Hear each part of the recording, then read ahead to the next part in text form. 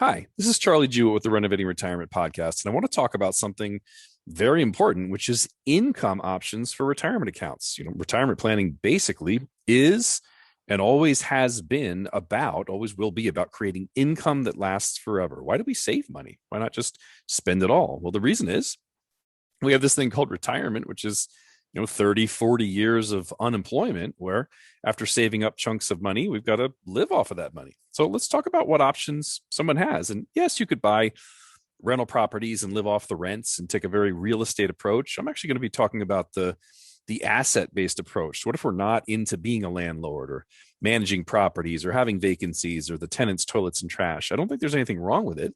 I'm just going to focus this particular training on assets. I got a bunch of money in an Edward Jones account, Merrill Lynch account, Fidelity, or I've saved up a bunch of money in the bank, or I got an inheritance, whatever it is. We're going to talk about how to take accounts, how to take a nest egg and turn it into income. Now, I heard recently from an interesting new friend, one of my favorite phrases, which is life after football. I'm always concerned with life after football. I thought it was just an absolutely cool phrase. So I'm going to steal it, adopt it. Thank you so much, my new friend.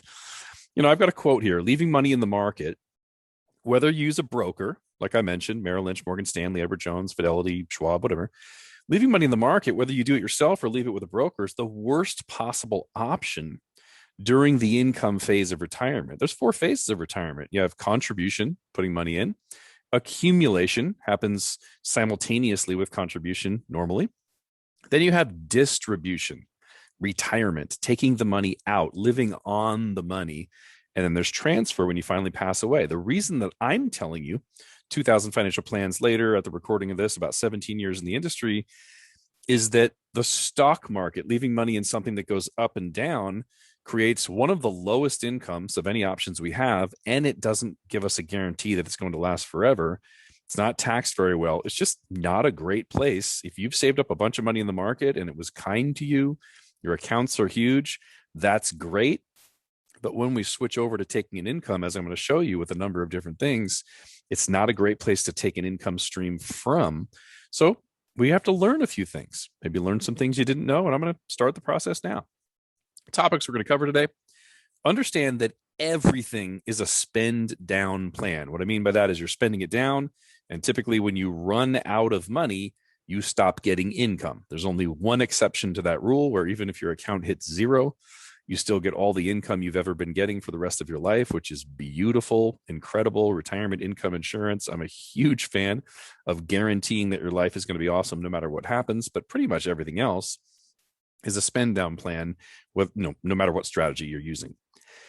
We're also going to learn how to increase income using something called laddering, the technique of laddering, which is very, very important during this phase of retirement. Laddering has nothing to do with growing your money, contribution and accumulation, but during the distribution phase, for sure, we need to look at laddering. And then we're going to compare the income options for different types of retirement accounts. Again, we're not going to look at rental properties because that's actually more of a part-time business. It kind of takes your time and attention, even if you have a property manager. Trust me. I had 15 homes at one point and I got rid of all of them. I didn't enjoy it. Yes, I made money, but I didn't enjoy it. So I don't do it anymore. We're going to look at retirement accounts and options for taking income. Well, let's jump into it. What is a spend down plan? Let's just make some assumptions. A lot of people have a lot more money than this. Some people have less, but let's just pretend you had a $500,000 account and you had some Social Security, whatever, maybe a pension. But as far as your assets, your net worth, we have a $500,000 account, and you're going to try to take a $5,000 a month income. I understand there's places that you can live on less than $5,000 a month. But I'm just going to start with some numbers and say $5,000 a month is a fairly average income across the country, and inflation is going up. So we need more and more and more. There's certainly places. I live in San Diego, have an office in Honolulu. It'd be difficult to live in either one of those places on just $5,000 a month. But let's just use these as our assumptions. So we could put it in the bank. Doesn't really pay 2% on savings accounts, but if you laddered your CDs and had a whole portfolio and you were very careful, maybe we could make 2% at the bank. So if we do that, taking out $60,000 a year from a $500,000 account, it lasts 9 years, then you're completely out of money. Retire at 62, by 71, you're broke. Going back to work. You see those unhappy people at Walmart. They do not look happy. The 70 and 80-year-olds at Walmart do not look like they want to be there, and they don't want to be there. They ran out of money. All right. So that's the last 9 years, or we could take a pay cut of $4,167 a month and try to live on $833 a month. No, thank you. Not a great solution. How about the market at 4%? And I'm making a pretty unrealistic assumption that the market stops going up and down. You stop earning what's called average rate of return, and you just get paid a straight 4% every year for the rest of your life, which is not how the market functions. But let's take a peek at it. There was something for a very long time called the 4% rule that someone named William Bengen discovered, looking at all the different 30-year periods that you could have retired and how much you could take out of let's say, $1 million portfolio. What could you take out? And it turned out that it was around 4% that usually worked. So we had this 4% rule. Well, in this case, it would only last 10 years, or you could drop your income, take a pay cut down to 30, drop it by $3,333 a month. So you're trying to live off of, $1,700 a month. Not fun. Annuities is kind of a bad word, but I don't hate them. I like the good ones and I don't like the bad ones. Annuity just means contract. If I asked an insurance company what their contract was and they said, give us $1 and we'll pay you $5,000 a month for the rest of your life, I wouldn't hate annuities and you shouldn't hate them either. So there's no reason to hate a contract unless the terms of the contract are bad. And that's kind of true no matter what you call something. So don't tell me what it's called. Tell me what it does. The top 2 or 3 annuities in the country are kind of fantastic. The rest aren't. So I just don't throw the baby out with the bathwater. It's an asset class. It's certainly worth looking at. And it has something unique that other asset classes don't do for you, which I'll show you in a moment. But let's say we had annuities at 6%. That would last about 12 years. That's not really long enough. We need to, if you retire at 62, you want to cover yourself, at least till you're 100, 105 with all the medical advances. So it only lasts 12 years. That's if there's no guarantees.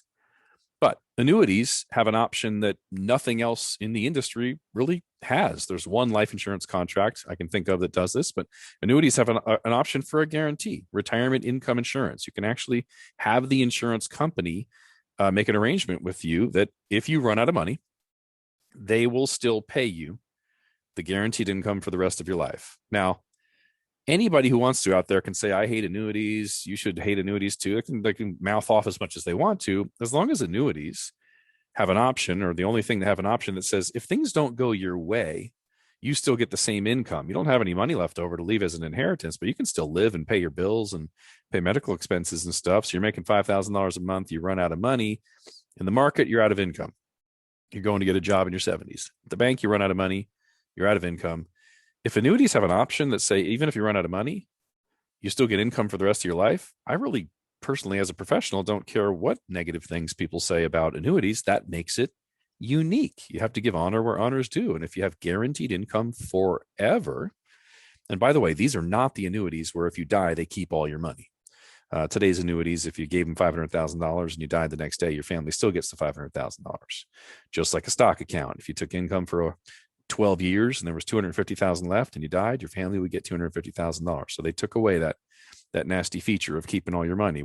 From my research, insurance companies worked hard to take away everything that people hated, had what they want. There's still a death benefit. You have guaranteed income. There's just no reason to hate annuities today. We want to compare contracts and see if it's a good one or a bad one. But you can have your income last forever with a guaranteed income rider. I like them. Now, private reserve accounts. Most people don't know about private reserve accounts. There's only 3 places in the United States to take a 100% tax-free income, and this is one of them. It has to be built a very specific way by an expert. That's part of what I do in the world, is train people how to build these. These private reserve accounts average about 7, and the income would last absolutely forever. If you had $500,000 in this account, you could probably take $60,000, $65,000 a year forever. The other thing is they also provide tax-free income. There are no taxes due on the income at all. Like I mentioned, there's only 3 places we can do that, and this is one of them. The IRS knows you're getting it. They ruled on it in 82, 84, and 88 and said, you can still do this. You just have to follow the rules. The wealthier some family is, or when I study wealthy people, the wealthier people are, the more they know this strategy because they're tax advisors. Obviously, when people are wealthy, they have to deal with taxes and be concerned with taxes. They're trying to minimize them. They hire better advisors. I run in this crowd. I have for 17 years. How do we create a 100% tax-free income during retirement? Now, both of these, annuities and private reserve accounts, are something that people have probably never studied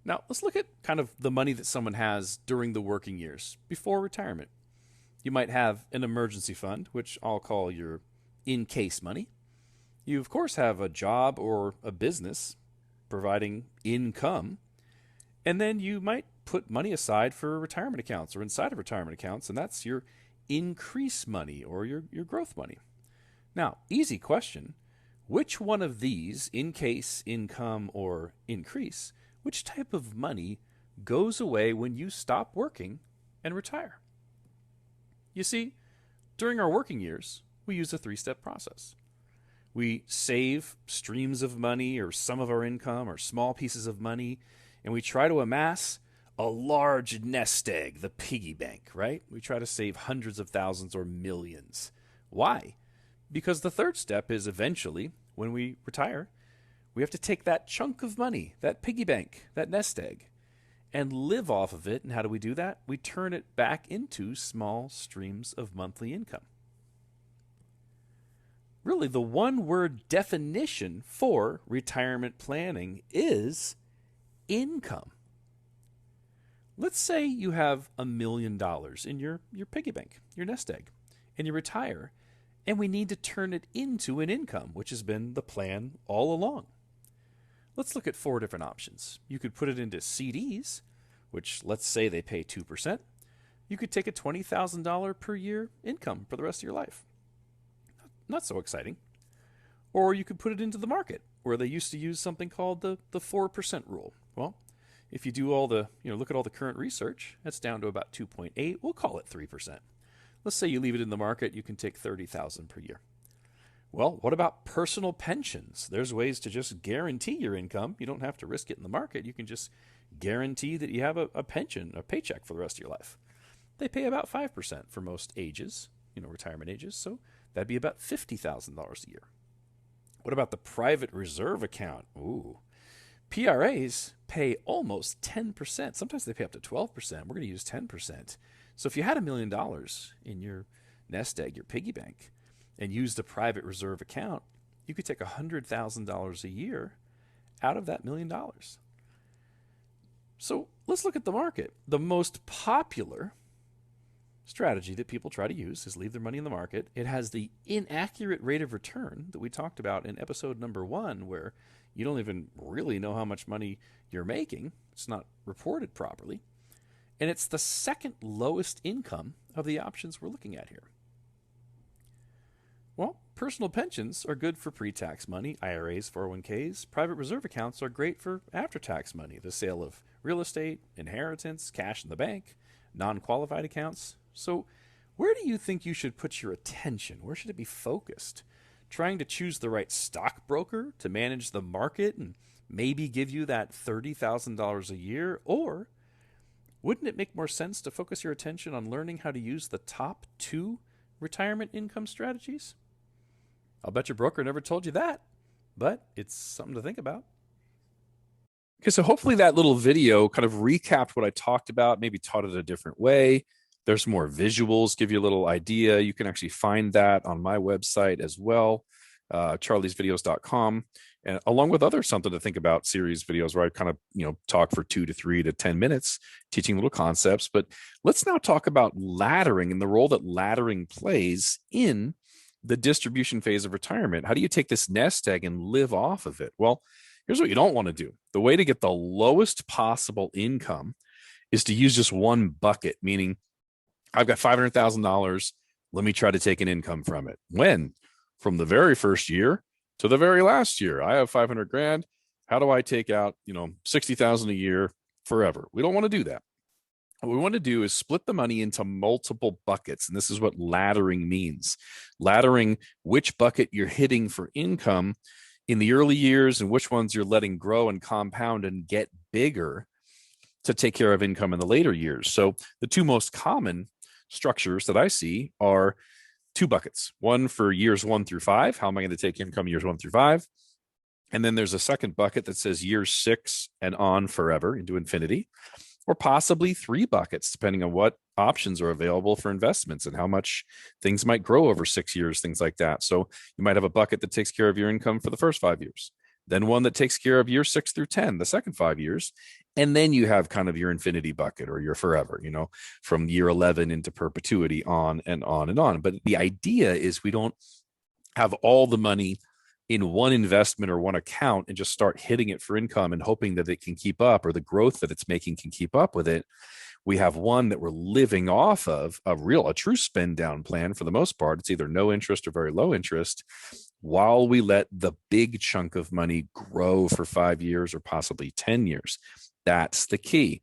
I also we don't have to use this. This is optional. This is kind of like whipped cream or cherries on a sundae. You don't need it. I particularly like to have a home run bucket because we have some things later in life we may want big chunks of money for, like medical expenses, nursing home care, $8,000 to $10,000 a month for 2 or 3 years if you fade out instead of dropping dead. Not fun to talk about, but it is a reality. People get Alzheimer's and things like that, or just plain inheritance or keeping up with inflation. I like something that's making 12, 15, 20, 30%, a little portion of the portfolio, 10% of it, 20% of it, whatever it is. I happen to use land banking because I understand real estate very well. It was my background. And then the data that we get from companies like Walmart and McDonald's, agreeing with us that an area is exploding and people are moving there. I happen to like using land banking for my home run bucket, but laddering would be splitting it up into multiple pieces, 2 buckets, 3 buckets, or maybe 2 buckets and a home run slice, or 3 buckets and a home run slice, which I can teach you about with other videos. Here's what a picture of laddering might look like. This family was 60 and 66. I put in their social security numbers so we can just kind of see what income we're going to have. Notice it says first income ladder bucket. So we're spending some money over 5 years while letting this big chunk of 525,000 compound, either on a guaranteed income basis or on just a great historical growth basis. We're not using the stock market. I'm only using tools that can never go backwards, because today we're in a very unique time where safe tools have a higher rate of return than the market. It used to be more risk equals more reward from 1970 to 1999. Using that old school strategy, put it in the market, let it go up and down, made us almost 14% for 30 years. Yes, more risk did equal more reward. In the last 20 years, not so much. The market from 2000 to 2020, the end of 2020, so a full 21-year period, the market with all the ups and downs has only averaged 6.59, and we're due for a crash right now. So more risk doesn't equal more reward. The safe things are paying more than 6.59. They're paying 7 to 10, or land banking is up in the 24% range, something crazy. So I'm just not using the stock market because it's risky and it's not paying enough right now. But here's an example of laddering: 5 years of income while we let this grow, and then we hit this. Now, I don't have a third bucket on this one. I'm not showing a home run bucket, but I want you to see the concept.